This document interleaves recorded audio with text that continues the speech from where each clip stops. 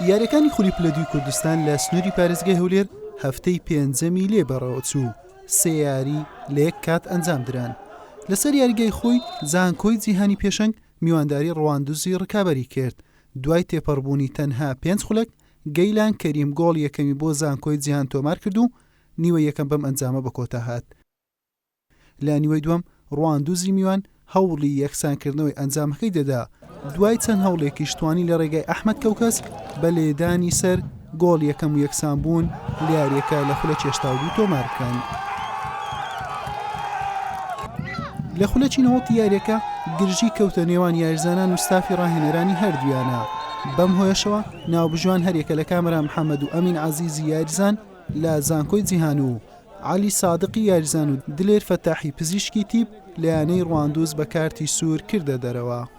یاریەکەش گۆڕانکاری بەسەر ئەنجامەکەی دانەهات و بە یەکسانی بە کۆتا هات. ڕاستی یاریەکە لە ئاسێکی بەرزدا بوو. سەرەتا ئێمە توانیمان گۆڵێک تۆمار بکەین تا خولە چێشتاودوو توانیمان احتفاظ بە گۆڵەکە بکەین، بەڵام ئەوە بوو لە تۆپێکی جێگیر توانیان گۆڵی بەرامبەر بینەوە.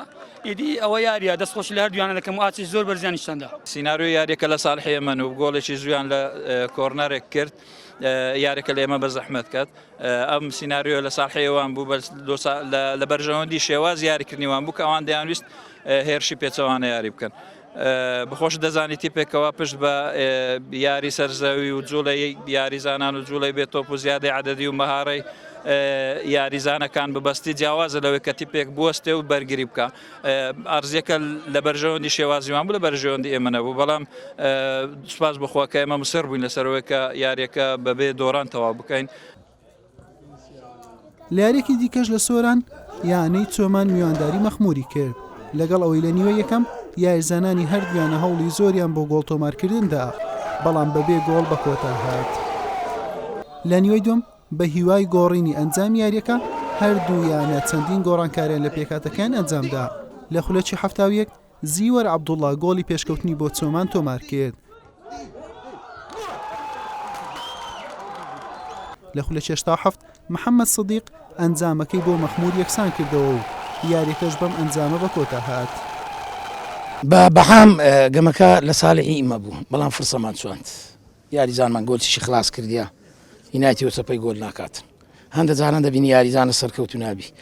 ئەوەندەی لە توانان بەمە کوردان فەریقی چۆمانیش فەریقی ڕێک و پێک بوو، دوو لاعیبی چاچیانە بوو ئەمەیان هیلا کرد، بەڵام لە کۆتایی مۆفەق نەبوونیانی بەوەی کە سێ خاڵی گرنگ لۆ تیپەکەمان بەدەست بێنین. بەڕاستی ئەو یاریە یعنی دەوابمان بربەوە، بەڵام مۆفەق نەبووین لە گۆڵکردن بۆ هۆکاریەوەی کە ئەمە دوو خاڵ یاریەکە لە دەست بدەین و بە خاڵێک بینە دەرە. لە کۆتا یاریش خەبات و سنوور هاوشێوەی دوو یاریەکەی دیکە بە گۆڵێک بۆ هەر لایەکان یەکسان بوون. بەم شێوەیە دوای تێپەڕبوونی 5 هەفتە بەسەر یاریەکان زانکۆی جیهان بە 5 یاری خاوەنی 10 خاڵە و لە پلەی یەکەمە. یانەکانی خەبات و ڕواندوز بە 3 یاری 7 خاڵیان هەیە و مەخموریش بە 4 یاری هەمان ڕێژەی خاڵی هەیە و لە پلەکانی دووەم تا 4ەمن. یاریەکانیش بێک قۆناغ ئەنجام دەدرێت و هەریانەیەک 7 یاری دەکات، دوویانە دەگەنە قۆناغی کۆتایی. حوسێن محەممەد کەناڵی ئاسمانی پێیام هەولێر.